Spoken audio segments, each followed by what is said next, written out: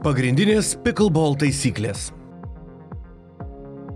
Picklebolo aikštelė išmatavimais panaši į badmintono.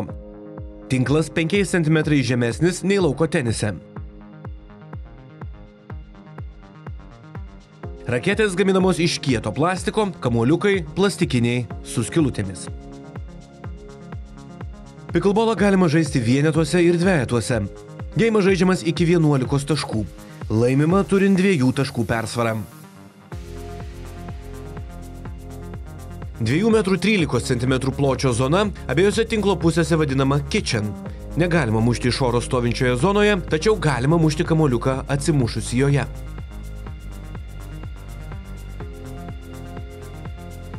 Kamuoliukas paduodamas tik iš apačios. Padavimo metu raketė turi būti žemiau liemens. Kamuoliuką galima paduoti iš rankos arba nuo grindų. Paduodama įstrižai, kaip ir tenise. Pataikius į vadinamąjį kitcheną ir ne kitcheno liniją, fiksuojama klaida. Po padavimo abiem komandom reikia leisti kamuoliukui atsimušti po kartą kiekvienoje tinklo pusėje. Po to jau galima mušti iš oro. Taškus gauna tik paduodanti komanda. Laimėjęs tašką žaidėjas paduoda iš kitos pusės.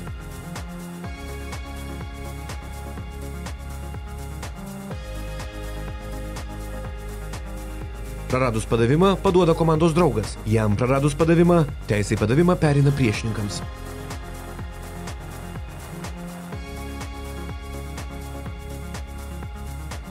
Pickleballas viena teniso atmainų gimusi 1965 metais Jungtinėse valstijose ir per pastaruosius metus patirianti neregėtą populiarumo sprogimą visame pasaulyje. Tikimasi, kad 2032 metais šis sportas taps olimpiniu. 2021-aisiais pickleballą į Lietuvą atvežė Čikagos lietuvis Svajūnas Masilionis. Tais pačiais metais įkurta Lietuvos picklebolo federacija. Daugelyje Lietuvos miestų jau vyksta picklebolo turnyrai, įrengiamos aikštelės. Jungtinėse valstijose gyvenanti kaunietė Lina Padegimaitė yra pasaulio profesionalų reitingo 10-tuke.